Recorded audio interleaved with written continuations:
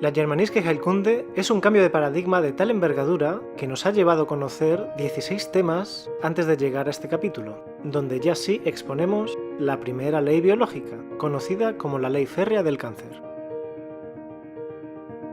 Llamada así por el Dr. Hammer porque sus descubrimientos comenzaron gracias a sus investigaciones con enfermos oncológicos, pero después descubrió que las leyes biológicas eran aplicables a todas las enfermedades.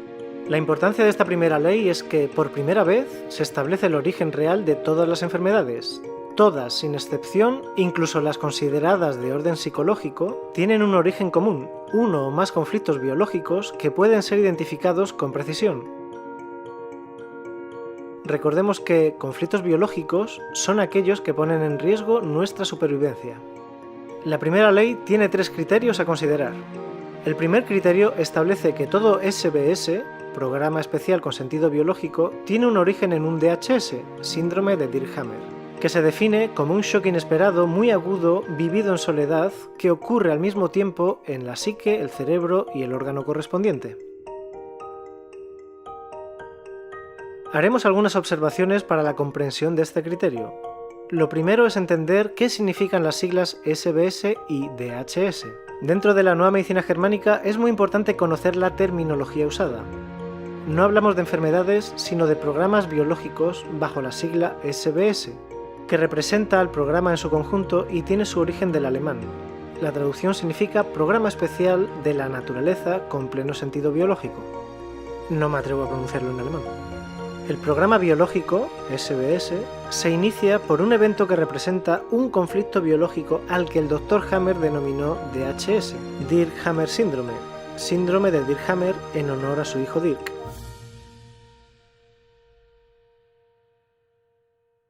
Este primer criterio nos explica que la situación vivida va a ser gestionada a nivel cerebral, pues el cerebro está a cargo de generar una respuesta para ayudar a solventar el shock. También afecta a nivel psíquico, pues el ánimo o la emoción respecto de la situación particular contribuirá en la búsqueda de una solución. Por ejemplo, si la emoción es de miedo, lo ayudará a huir, o si es de enojo, lo incentivará a defenderse.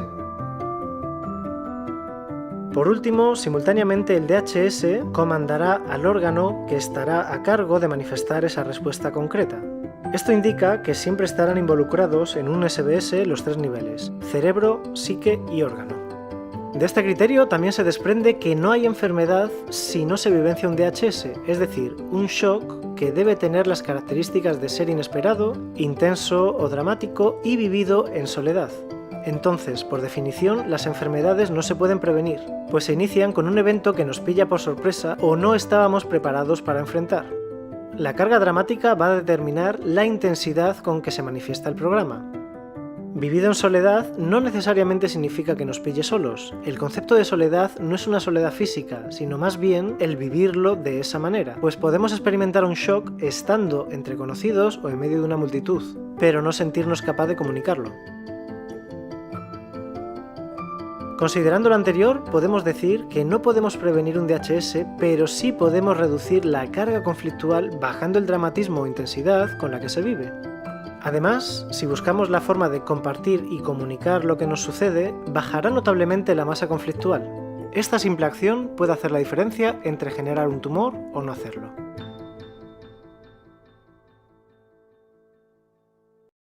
Segundo criterio.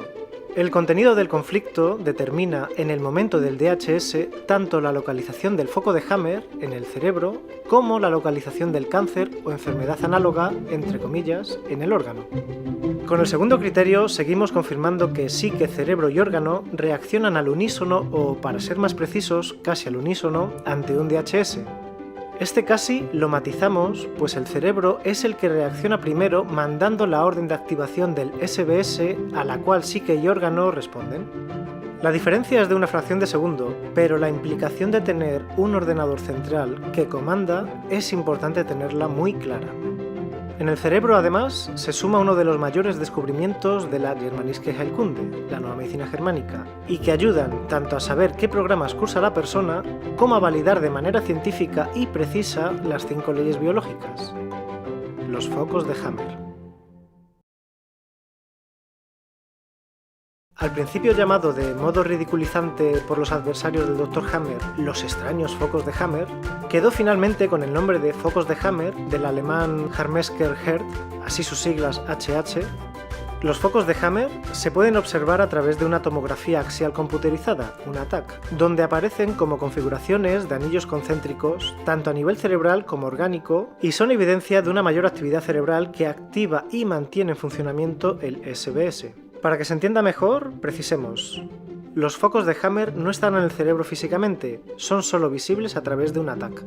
En fase de conflicto activo, en el corte axial de una TAC, observamos conformaciones en forma de diana con cercos bien delimitados que los radiólogos llamaban equivocadamente artefactos, creyendo que eran fallas del aparato. En la fase de curación, PCL, se vuelven anillos edematosos hinchados que muchas veces son mal diagnosticados como tumores cerebrales. El Dr. Hammer también nos indica que el lugar donde se manifestará el foco de Hammer a nivel cerebral, lo que llamamos relé cerebral, está directamente relacionado con el tipo de conflicto y esta ubicación está predeterminada. Es decir, un conflicto de separación tendrá un foco de Hammer en un lugar distinto que un conflicto evocado. El primero impactará en la corteza y el segundo en el tronco encefálico. Esto permitió al Dr. Hammer diseñar un mapa cerebral preciso sobre la ubicación de los distintos focos de Hammer, en relación a los diferentes tipos de conflictos biológicos para cada una de las capas cerebrales: tronco encefálico, cerebelo, sustancia blanca y corteza cerebral. Como ya veremos en el tema sobre la tercera ley biológica, cada capa embrionaria, endodermo, mesodermo y ectodermo, también están en relación directa con las distintas partes del cerebro. La visualización de los focos de Hammer en las TAC es una herramienta que permite al terapeuta tener un diagnóstico objetivo respecto de la situación del paciente. El foco de Hammer, además de ser preciso en relación al contenido del conflicto y el órgano afectado, también sufre modificaciones observables según la evolución del programa biológico, teniendo una conformación diferente en las distintas etapas. Lo veremos en detalle cuando abordemos la segunda ley.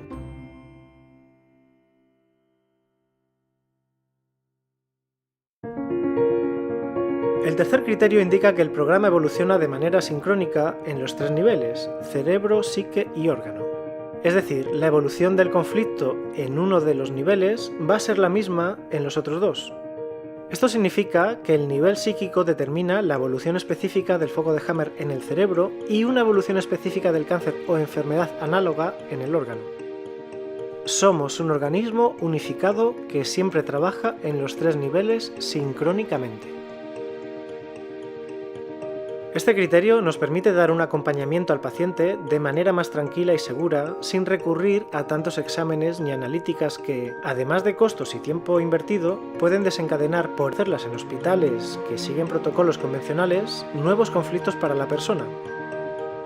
Pero eso es algo que se debe evaluar de manera conjunta entre el terapeuta y el paciente, puesto que en ciertos casos, tener estos resultados objetivos le puede dar tranquilidad. Sabemos que tanto psique como cerebro y órgano están siempre en la misma etapa del programa, por lo que, evaluando cualquiera de los tres niveles, conocemos en qué condiciones están los otros dos. Por ejemplo, conociendo las manifestaciones del órgano involucrado, podemos deducir las condiciones en que se encuentra a nivel cerebral y psíquico. Siempre es bueno que los conceptos importantes queden bien explicados y se incorporen de manera óptima. Para ilustrar lo expuesto hasta aquí, vamos a poner un ejemplo, el primer DHS de la historia. Usaremos, con todo el respeto del mundo, la propia vivencia de Sigrid y Gerd Hammer, sobre cómo se inicia un programa biológico.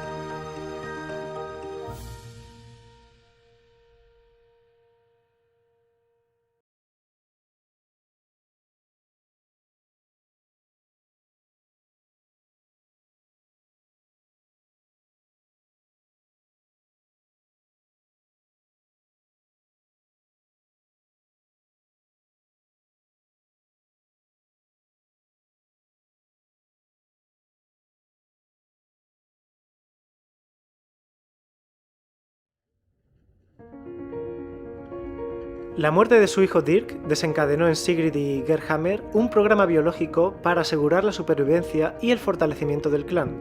Los órganos involucrados fueron las gónadas, ovarios y testículos respectivamente, para superar un DHS de pérdida relacional profunda.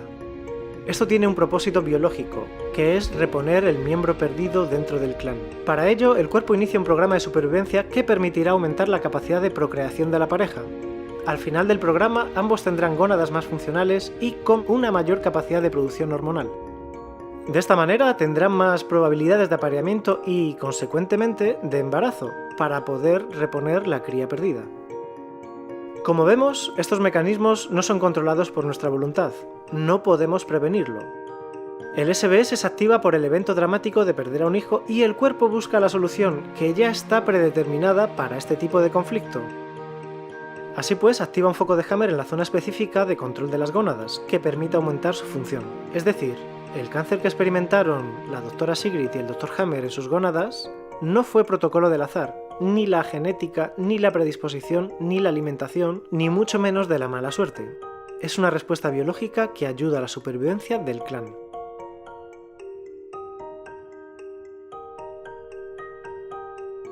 Gracias a esta primera ley biológica se acabó la incertidumbre. Ya no son necesarias las estadísticas ni las encuestas para saber por qué enfermamos. Por fin sabemos cuál es el origen real de todas las enfermedades. Un conflicto biológico que pone en riesgo nuestra supervivencia. Asimismo, ahora somos conocedores de que la sabiduría de nuestro cuerpo nos ayuda a solventarlo sincrónicamente como un todo, y que no debemos obstaculizar ese proceso, porque tiene un sentido que hasta ahora la medicina no había visto: mantener la vida. Pura biología, pura efectividad, sabiduría de la naturaleza en estado puro.